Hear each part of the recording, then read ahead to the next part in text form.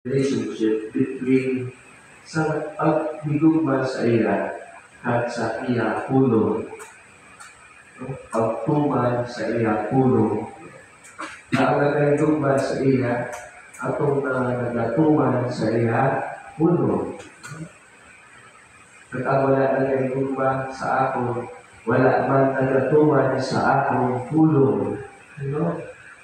How powerful the Word of God in our life must be, no? If we truly love God, no? Kung totoo na kung napalangga ang Diyos, paano kita nagatimuha, sa pagkabuhi sa pinapulo, no? Ang mamangkot is, paano ba na natin dinadilikaran ang pulong sa Diyos sa atong kabuhi? Do we long, do we thirst, do we hunger for God's Word in our life? No, may amuna kita na gawin at gago. Lord, I want to listen to you. Ano ba lang mensahe sa ako? No? Sa siniga at daw, siniga simana, sa akong kabuhi. No? Halin niya muna kita nakauhaw. Kung sa una malaya, ako yan wala ko na sa bungo ko, wala na simba, no? O ako kaya na Kristiyano, so nga rin, hindi ko yan katoliko, no? Tapos yung pagsimba na yan, isa niya natisimba na simbang gabi na, kamu yan simba. Ginasubay kanya ako yung mga kung gusto mga kapulit o makapuluhan nila, no? Yung mga kapulit ko nga lago, ano mga itulikos niya. May isa-isa pa, may sabong-santo pa. Wala. Pero God works in very mysterious ways. Kaya mabuhon ka, okay? So, hindi. So, na ako, pagi sa mahal ni Eloy, wala si Mama Mary, wala ko na atin actually. No? Ang RA yung Fatima na, no? Kung wala siya, I do not know kung pagbuklahon subong, no? Pero itong ginapirsahin ako sa tipo umatsan, ginapirsahin niya ni Lord. Lumol ka, ha? Ang term ko na gintampa ako ng mamamili, hindi mong tao ko. Kung tumatampa ka sa mamamili, makita mo, Jesus. Kung totoo, sunod mo siya na ay, bagay ka. Pero misunero, subong bala, baliskad na, mapulit mo na sa balay, masilip mo na sa ilan, oy, sipa na mo.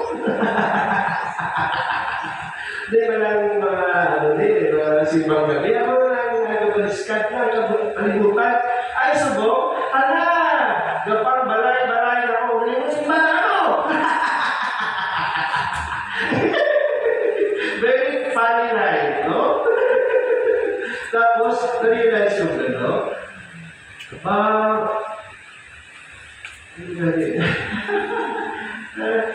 Ano lang, sa pagpamalay-malay ko na rin sa ating ginagaling magagmay na Kristano at Ilingban sa bisita ng Israel. Nung kinuhaan mo nga kapalay-malay doon, pupunta nga akong mga alagad, for almost 3 years, I realized so many things, and I discovered so many things. No? Now, we are truly a praying parish. Kamay lang kayo na simba. Mga kamay na simba man. No? Pero, dito man sila kasimba, sa simbahan. Sila ito, gusto nila tapos simbahan. Kung gusto nila, after misa, nakatulog sila sa tindahan, o ako lang sila sa Robinson, mga lang sa Ispinto, Delgado, gusto nila mag-gagaw, kaato nila gamay. Pero, ang isa ko nakita is, I feel may anak kita kauhaw pagkagutom sa pulong sa Diyos. Hindi ato na patigayon sa madagmay na Kristano Katilingban, nga mabalay ini siya, nakita kong pagpahikot ng Espiritu Santo You know, sa mga tinatupod natin, how many nga pinala? 16 MKK cells. No? Isa ka cell ka, pulo ka panimalay. No? 4 sa norte, 3 diri sa Talumpang, 3 sa San Juan, 10 dito sa Duke, sa Sur. 16 na no? Sa paglibot na ako pala, kaya una man na sila nilibot ni Kuya Vic, national pastoral worker. Gina-isa-isa na yung mga balay niya. Feeling ko, usually mga babae, wala lalaki. Isa na lalaki na ng istorya ko ng traffic aid na ulan pa, auto sa engineering sa San Juan, karuso kami sa baha, ulan. Noong nagpasakot sa IPK direct, na manilong kita na pati. Ilaga, sulat sa ulan, yung pamilyo siya mo to. Kita mo, isang bahay na panglapas ka kaya para sa ulong sa Diyos. No, kita mo Ginoo, ay, piling ko, sa paglibot na ako, isa-isa ko na ang balay, ay na naman, pasigin ko, nagpasakot na din sa mga NKK na to, na intindihan mo kung magpasakot ka din, magpumo na sa Diyos imo mabuhi. Nanuman, kaya ang ino kamimbro, kada simana upod sa ila, matipon kita at mamati, pamalalungan, at ipaambit ang imo nga experience sa pulong na nabatian nimo. Okay? Sa sinak na NPT prayer ninyo sa sinak na simana. Kada semana. Hindi ano na siya. Tapos hindi niya, oo, Father, may tuod ka? Oo, isang pagin. Kada semana, kung diri na din sa imo, ang mga upod mo, masunod din sa imo balay, basi mga kiki mo ba na, o kabataan, sa una yan, wala kayo sunod sa balay namin, sino mo yung sunod-sunod din? Tama? Matipon-tipon, yung mga sinditan, bilagya. Tama? So, yun ang isa-isa nila o kanibot sila as much as possible, right? Mapapuwi na kabukit as in. And once we start it will become a lifestyle. Maging kabawi na sa aton nga at panabuhi. Kung magapa, ginahumod ko mapilion ang Diyos sa akong nabuhi. Ang iya tulong, ang akong nabuhi. Hindi yan mo na siya. Kung upagin ay tuog ka. Isilin ko na Lord, kung hindi ikaw nagpangikot sino. Tama? Kaya pangamuyo, at ilan na pangamuyo ang tismisa, pangamuyo, isang pagkakmay, at listado, at iman.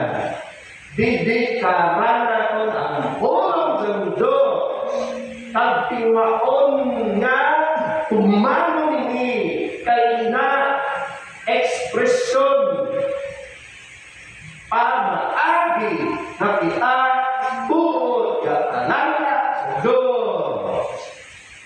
Isa naman niya kabalay, sunod ko si sa barangay. Tuod ka, nabatong ka, mapasunod na din yung sa balay niyo. Kung bagay, kung hindi ko si Lord na kita, masigabaan ako. Gabaan daw siya.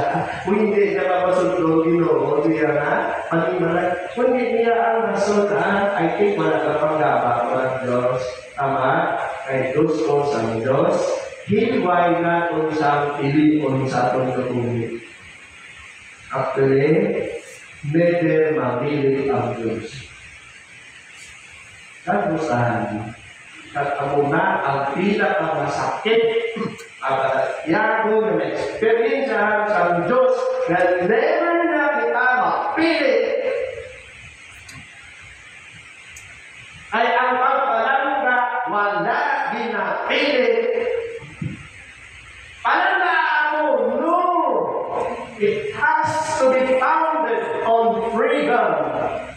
Dapat hilway mo sa hakson No?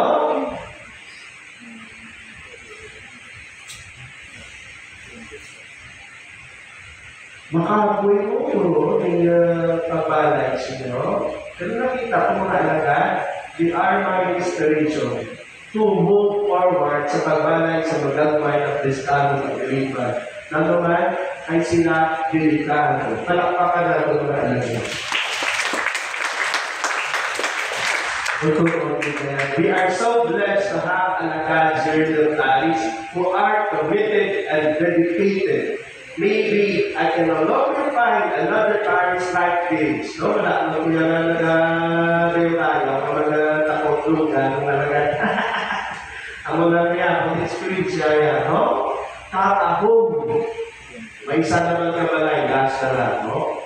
Kasi, dila sa kamay na pulupuan na ang akon na ulang gapunggo kira ginapudya ginahilaplos kag ginabasa niya ang Biblia.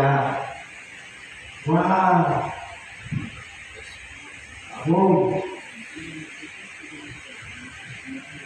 Kinahanglan ang tukawon